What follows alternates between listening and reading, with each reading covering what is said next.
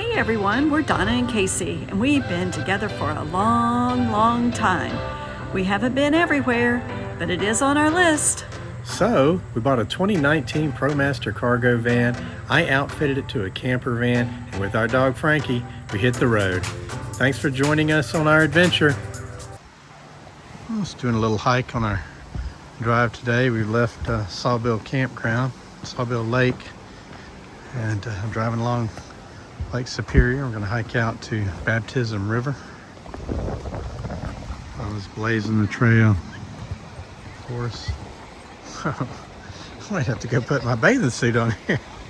It's only 69 degrees, but out in the sun, it feels so nice here. There's a bunch of people over there. Oh, this is great. It's where the river meets the lake.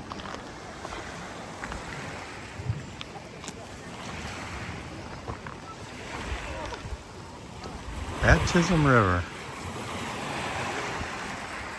Yeah, I might have to get my swimsuit on.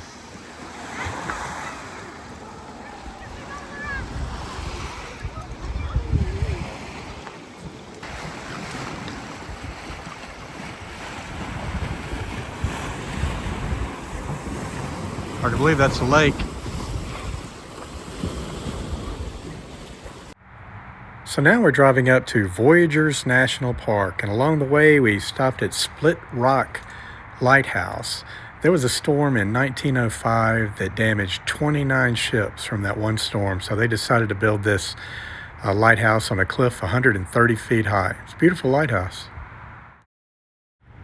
Most of Voyageur National Park is out in the water. There's 450 islands and glaciated rocks that offer about 450 miles of shoreline. We already did our canoe trip for the week, so I don't think we're going to go out there in the water today.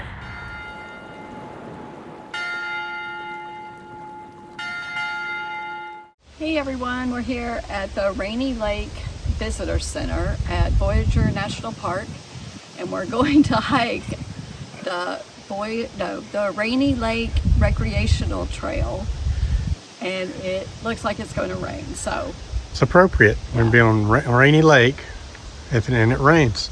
But this is the visitor center at this part of the park. Yes, honey? We're not afraid of a little rain. No, we can handle a little rain. This park we are allowed to bring, or this trail we are allowed to bring dogs on. There's another observation trail we'll probably hike after the recreational trail, but Frankie won't be allowed on the other trail. And there's a beautiful lake out there, Rainy Lake, and I think I spotted a lake elf somewhere. It's one of the elusive lake elves.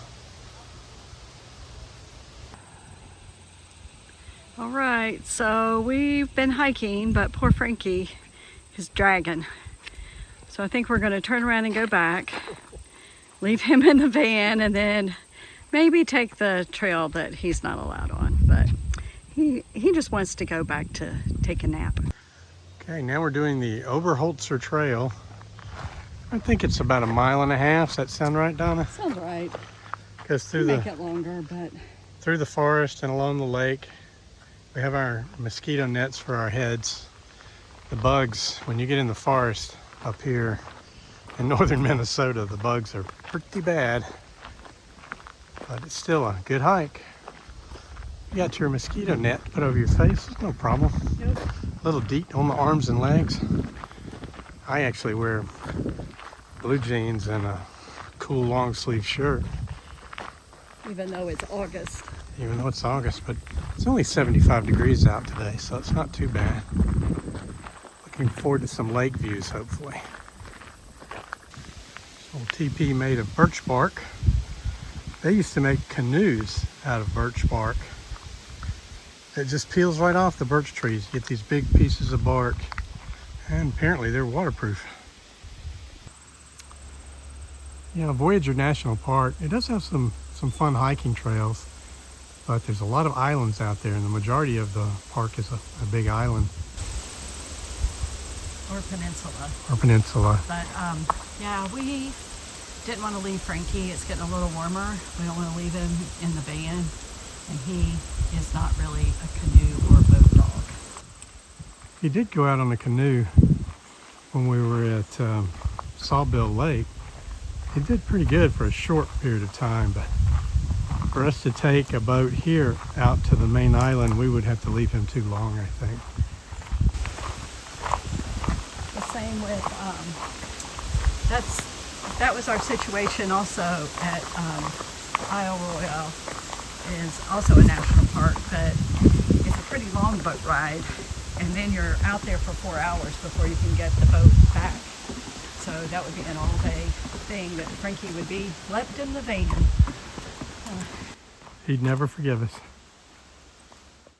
This trail's getting pretty nice. They've got some plank bridges for us to walk across, and now some stairs heading into the forest. Let's see how buggy it gets. We haven't had to break out the mosquito nets yet. Northern Minnesota, I think, is like training ground for next summer when we go to Alaska. We know we're going to need the face nets up there. We took a side trail off of the main trail we were hiking on, Oberhausen or whatever that was called. This is Tilton Bay Trail. It's supposed to take us down to Tilton Bay. It adds about 3/4 of a mile round trip to our hike. But I don't know. It's not as well maintained as the other trails. We'll see what we see. We didn't quite make it to the bay.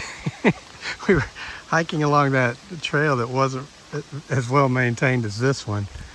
And a bee or a wasp jumped up and stung Donna right next to her eye.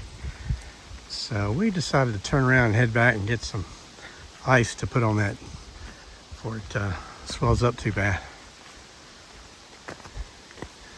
My adventurous Donna stung right on the face.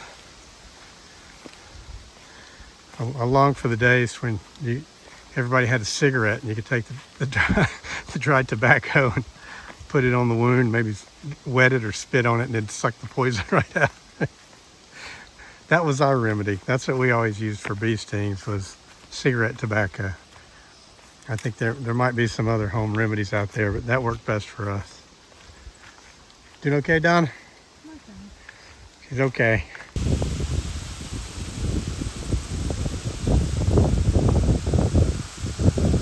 Canada over there, I believe. Well, this hike was really beautiful, but unfortunately we had to cut it short. I got stung right under my eye.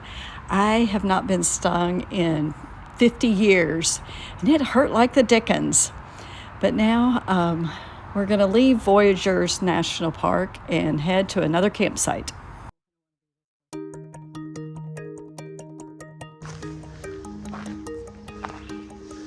We spent a few nights in Echo Lake Campground here in northern Minnesota. And this is a trail from the campground that goes down to the beach. Thought I'd give you a look at it.